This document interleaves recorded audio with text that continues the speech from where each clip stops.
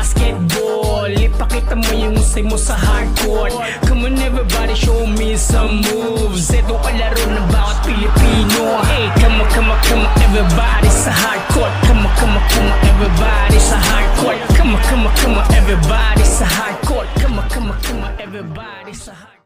Yo, what up? Ito muli ang inyong reactionist na Pet Malu, Kalbong Bordado, Karding Bordado, naalala ko tuloy si Karding Bordado. Shout kay Karding Bordado ng Balita Underground.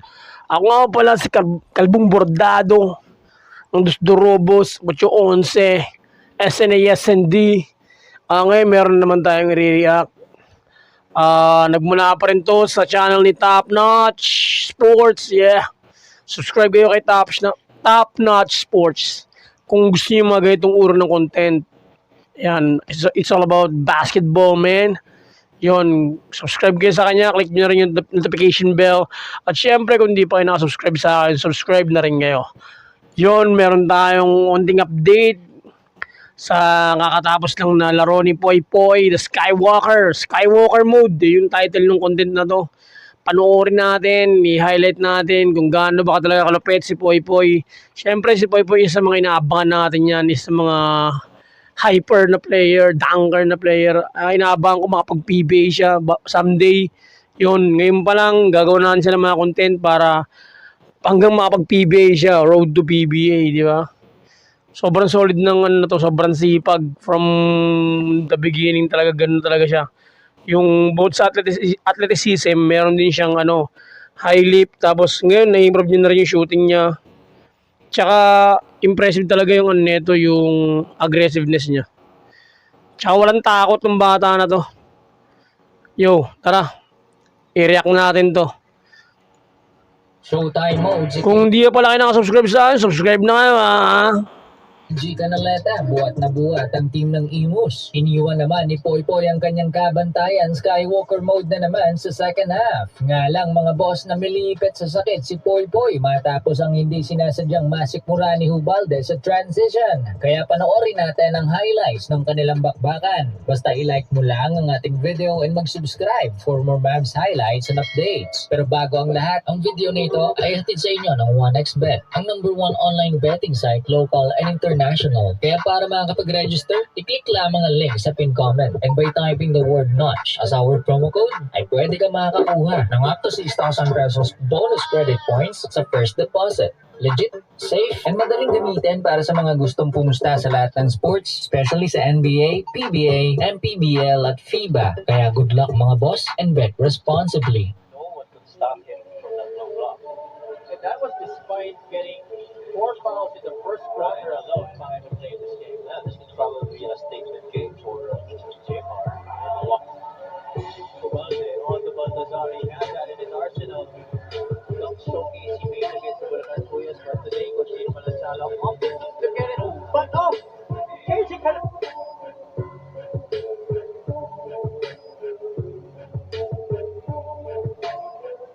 unable to prepare myself. Kayang-kaya pa ni KG sumalpak no? Pwede pa sa PBA to si KG Canaleta free agent, pwede pa to That, but still, Siguro, couple of dribbles inside. Guys in white, Canaleta spins after the fake shot. It's an example for a lot of the young coaches who are trying to find their way in the coaching industry. Coach Fudge was all get that floater up in it. Santa Maria will try to answer, and he Santos gets it. Montero, the kick out by God, hesitated for a bit, but gets it from the playoff race. While the Muslim squad are sitting at the number 7 spot. It's a matter of fact that players in this situation really responding well. First score, Estrada. 6 seconds on the shot clock. Bayan, great cut in the PBA draft. Canaleta though, just spin everyone. Pass inside. Instead gets into KT. Doro for 3. Redondo stops, score. Ito yung mga highlight ng laro nila. Grabe din grabe yung grabe pa sa MPBL, grabe din parang yung mga sobrang hype ng mga player dito. sa MPBL. Kung kukumpara mo sa PBA, sa bagay to eh. Sa kung level ng game, pumapangalawa na to eh. MPBL na to eh. Diba, number 1 yung ano, number 1 PBA, sumusunod yung MPBL. Johnny shouts the gun. Tiro mo na. And he does. Hesitates. Gets into the lane. Drops it off. Ghana. This time inside.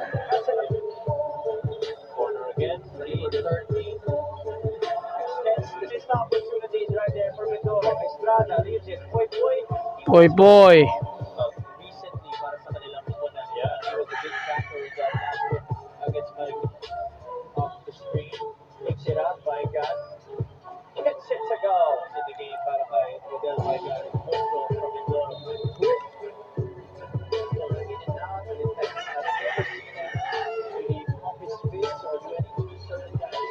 Si Vaigan pala, schoolmate ko yan nun, nung college.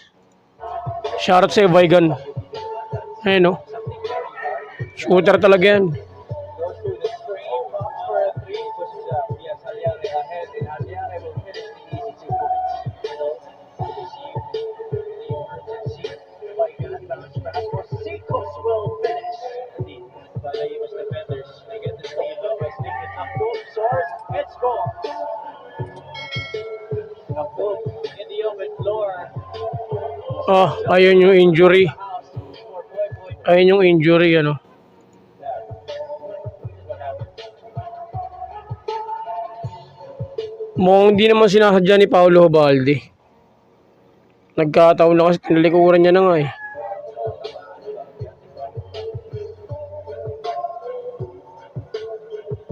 Mukhang hindi naman sinasadya.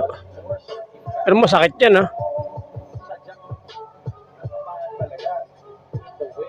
Sakit yan sa tiyan. Not quite. Camacho in the open floor. Camacho for 2. Secures the rebound. Benyo Redondo will sky. What a moves. Oh, look at this. Ito po, more on highlights na lang po itong pinapakita. But how does this come into play when the veterans return to the lineup? We're talking about the Gillian. Si Gillian yun ah. Aliare continues. Mark Gillian. Instead, take it to the rim himself. That's 20 points.